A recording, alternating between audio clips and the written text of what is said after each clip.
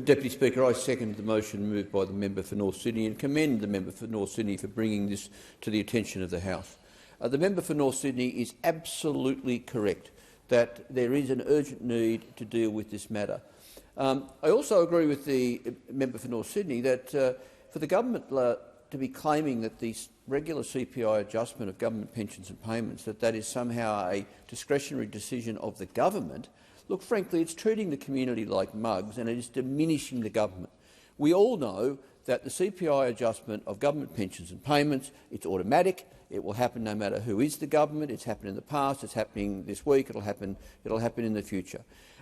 What the government should be focusing on is what it can do, not to claim credit for the status quo, but what it can do to change the status quo, to ensure that the fabulous wealth of this country is spent in a way that everyone in this country can live a dignified, healthy life. And we have really got to turn our mind to the amount of money that is paid by Centrelink in government pensions and payments. I mean, it is clearly inadequate.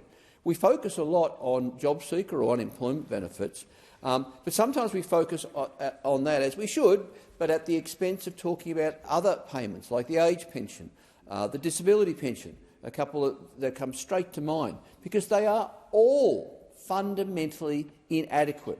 Imagine you being an age pensioner, a single-age pensioner paying market rent in any capital city in Australia, and in particular in my hometown of Hobart, which is the second least affordable capital city in the country. You can't pay $400 or $500 a week for your rent and then have anything at all left for your food, your power, your clothes, a little bit of entertainment, some travel, and so on. Demonstrating this, and just bear with me, Deputy Speaker, there's going to be some facts and figures here. Demonstrating this, according to the recent ACOSS report that the member for North Sydney has referred to, done in conjunction with the University of New South Wales, they found that 60% of people on the JobSeeker payment live in poverty. That 72% of people on the parenting payment live in poverty. That 43% of people on the disability support pension live in poverty. That 34% of people on youth allowance live in poverty. I mean, this is just absolutely shameful, Deputy Speaker. We're one of the richest countries on the planet. In fact, according to the most recent UBS survey of global wealth, median per capita wealth in Australia is second only to Belgium. I mean, there's no shortage of money. In fact, this financial year, Deputy Speaker, the federal government's going to spend, wait for it, 2/3 of $1 trillion. I better say that again to get our head around that. This financial year, the federal government's going to spend approximately in the order of 2/3 of $1 trillion. But yet we have people sleeping on the streets.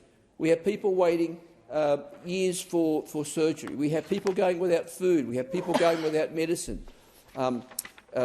This is just, not only is it unacceptable, it's entirely avoidable.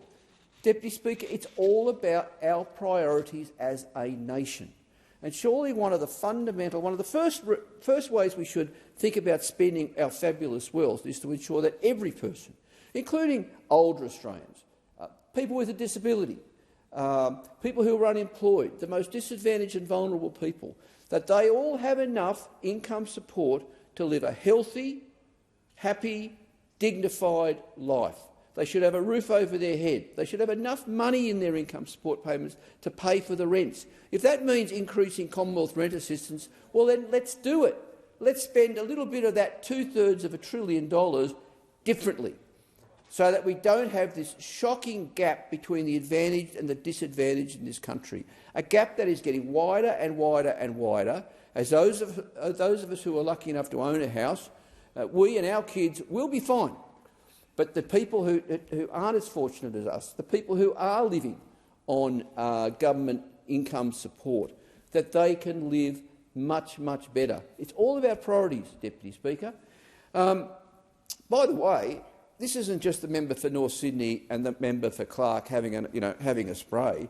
What we're talking about is supported by ACOSS, it's supported by the unions, it's supported by the Business Council, it's supported by the Australian Investment Council, it's supported by Deloitte of all people.